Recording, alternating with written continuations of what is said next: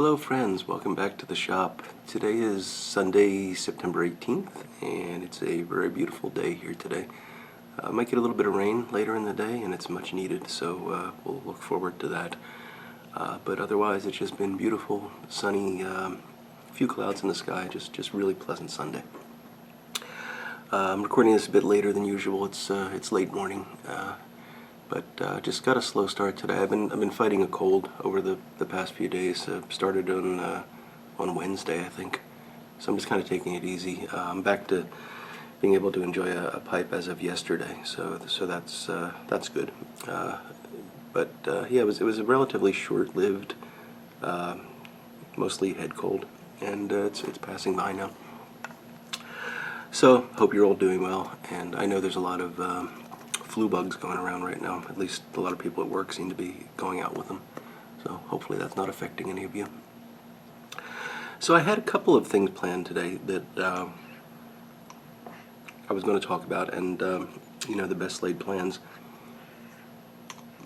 So I was going to talk about this Pipe Smokers for Life challenge that's been going around, and explain why I wasn't a part of it. And the reason, sorry, just trying to get this going again.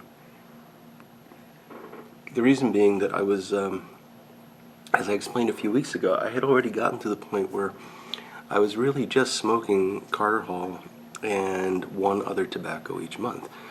So I was thinking, well, you know, if I'm going to do this challenge, I'm going to have to either stop smoking Carter Hall, which I'm not going to do, or only smoke Carter Hall, which really isn't a challenge. So it just didn't seem like I could do it because of that. And then the one pipe thing, I just thought, no, I like pipes too much. So I admire you guys that did it, but it just wasn't something that I thought I could do honestly and fairly. So. And I thought, well, you know, I'm kind of doing it in a sense by just limiting myself to these two. And what I had planned to talk about today, in addition to that, was the extra tobacco this month. So it's Carter Hall plus I'm smoking Old Joe Krantz. But I'm not going to do that, because as I also mentioned a few weeks ago, I'm going to stick to those two, but an occasional sample of something might slip in, and I'll try it. I'm not going to, you know, I'm not being Spartan about it. This is just the way I want to try to manage things. And well, a sample did slip in, and that's something that I want to talk to you about today. So this past weekend, I finally broke down and tried this. Now, I've known about Mixture 79 for many years, and I've avoided it like the plague. It was, well, first off, if you read right on the pouch, it tells you it's a mild and aromatic pipe tobacco. I do not like most aromatics. Now, I know people will say Carter Hall's an aromatic. It's a different type of aromatic. I don't want to argue about it. It just, to me, it's not an aromatic, or it doesn't fall into that category in my head, which clearly is wrong. But when a tobacco comes out and proudly states that it's an aromatic, it's usually a tobacco I don't like. And it's my palate. I'm not trying to say that there's anything wrong with it. It's just not something that I'm going to want to smoke. So with this having aromatic right on the front, it's off the list. Secondly, it was described by many people over the years as an American Lakeland. And if there's one thing I know, it's that I am terrified of Lakeland tobaccos. I've tried a few of them. They've been absolutely horrible experiences. And again, this is my palate. You know, I like liver. I'm not expecting everybody to want to eat liver. I do not like Lakeland tobaccos. So with this being an aromatic and being called an American Lakeland, I don't want anything to do with it. So, for many years, I lived in ignorant bliss, and I was happy. And then the Artful Codger comes along, and he starts pushing Mixture 79, and you know, he's making videos on it and stuff. And I think he's getting like 10 cents a pack back from Sutliff for every one of these they sell. And I'm thinking, well, yeah, that's just Ben. He smokes Mixture 79. He's obviously a little off, so I'm not going to try it based on that. And then it starts to come up in some other videos, and some other people are trying it. And I'm not going to name everyone because I'll skip a couple, or I'll miss a couple. But then Matches 860 did a video on it, and I'm thinking, okay, this is going to fix this for me because for the most part, I seem to agree with his tobacco choices. We have very similar palates, it seems. So I thought he's going to review this and he's going to say, you know, throw it in the fireplace, forget about it. And he kind of liked it. And I thought, well, now, there's something terribly wrong with the universe. This can't possibly be good. So I finally broke down and opened this. And I smoked a bowl of it. And then I smoked another bowl of it. And I think it was D-Social D in his review of this stuff. He said he doesn't know what it is, but for some reason he just keeps reaching for this and is craving it, basically. It is the most unusual thing. I cannot stop smoking this stuff. Do not smoke this. It will ruin your life. I got halfway through this pouch and I went to smokingpipes.com and ordered 16 ounces. Unfortunately, they only sent me 8 ounces in a 16-ounce bag, so I have to call them in the morning. But you know, it is really remarkable. This stuff has surprised me, and I really enjoy it a lot. It's clearly an aromatic. It's a strong aromatic. I mean, it's balanced with the tobacco. You can taste the burley, but it's not like there's just a mild topping on this. It's mostly, you know, it's 50-50. The topping is extremely unique. I get a lot of vanilla from it, but I think that it's got some unusual components in it as well. I think there's some wintergreen in there, and probably some anise, and these things are coming together to create some really unique profiles.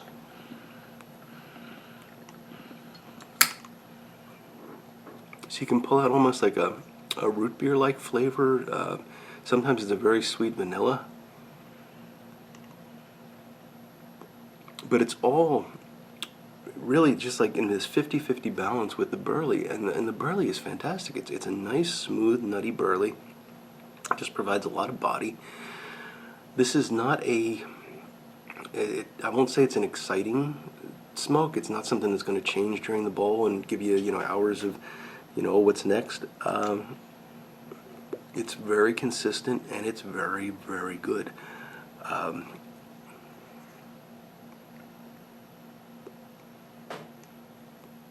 And I don't know what they've put in it that makes me want to keep smoking it. It's a fairly old tobacco, so it's probably not one of the newer designer drugs, but there's something about this tobacco that gets its claws into you and just keep pulling you back. So I warn you, do not smoke this. It will ruin your life.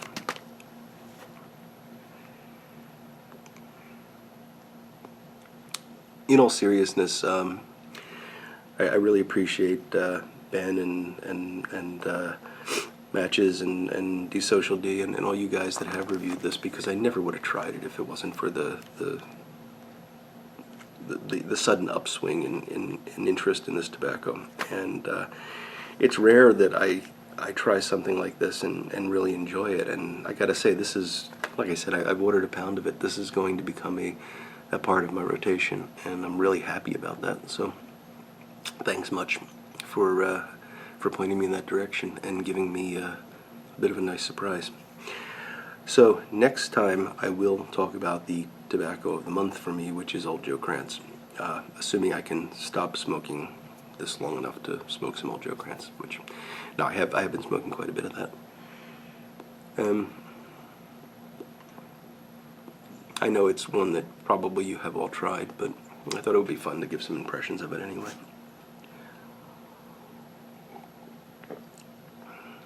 So in shop news, if you're following, you saw that I've completed the brandy cob. That's getting packed up. Unfortunately, it didn't get in the mail for yesterday, but it will go out on Monday morning. So the Artful Codger should have his prize back very soon. The next thing on the list is a very interesting project that a friend asked me to do, and I'll tell you more about that in the next video. This is a pipe that they got and just felt that it didn't have enough interest and wanted me to see what I could do to make it look more interesting. So boy, that's that's something you can really broadly interpret. So I'm waiting for some feedback from them. And I am going on a vacation at the end of September. I'll actually be gone for 2 weeks, and there probably won't be any videos during that time. And I'm a little reluctant to start a project so close to that trip, because I'm going to have to be spending time planning for that and getting packed and all that. So I may not actually have any shop videos until after I return from that trip, which would be August 12th or somewhere in that range. So maybe I'll do something else to fill in on Wednesdays, or maybe just have the weekend chats between now and then. I'm not sure. So just stay tuned and we'll see how it goes. Well, with that, I hope you're all having a great weekend and enjoying some nice weather in your part of the world and enjoying a nice pipe. Hopefully with a pipe tobacco that doesn't eat its way into your soul and take over your life. And yeah, I just hope that you're all enjoying life.